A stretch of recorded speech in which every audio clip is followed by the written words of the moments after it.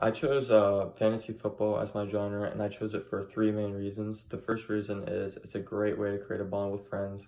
The second reason is you get to compete against other people. And the third reason is you feel like a leader by building a skilled team.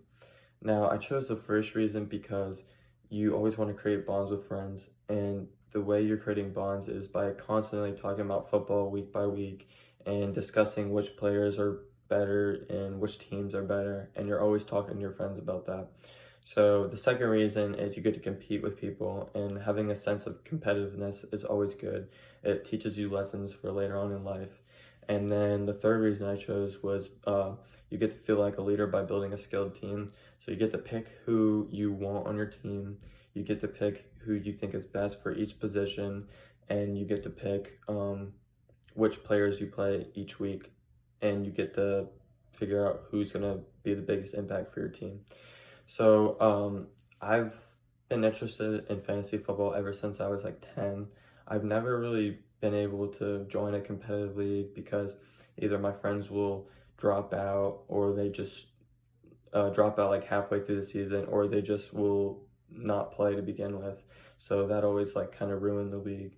So in the near future, I would like to join a competitive league so I can really um, accomplish those three topics I was talking about when I discussed why I chose my genre.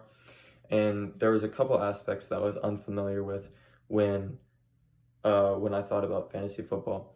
One aspect was the trading system. I was unsure of how that worked because I didn't know how people would accept your trade or what goes on with that.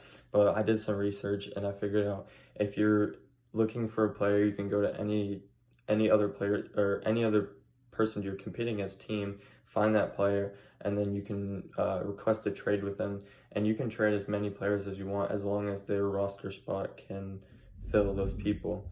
So another thing I was unsure about was the playoff system. Now, the playoff system in fantasy football is a little different from the NFL because the it the playoffs don't go into actual playoffs of the NFL. They start at the end of the NFL season.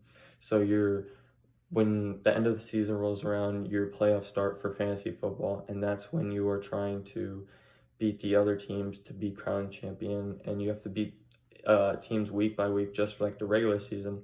But this time, like whoever wins throughout the playoffs wins the whole thing. So that was interesting to me when I did the research about that. And then people who take the league serious is what makes fantasy football enjoyable to me. When people don't take it serious, that's when it just gets boring, and that's when I don't have fun with it. Because I'm not a huge NFL person, but when there's competition involved with it, I like competing and being able to beat my friends and, them competing against me.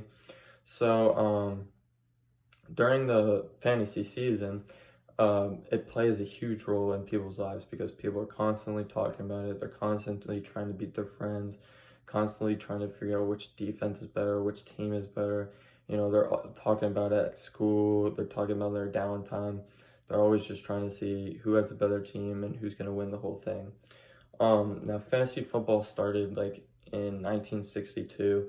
It was a head coach decided to bring his team together and just, pick teams and who would have the better team and discuss who would win if they had a point system and all that kind of stuff.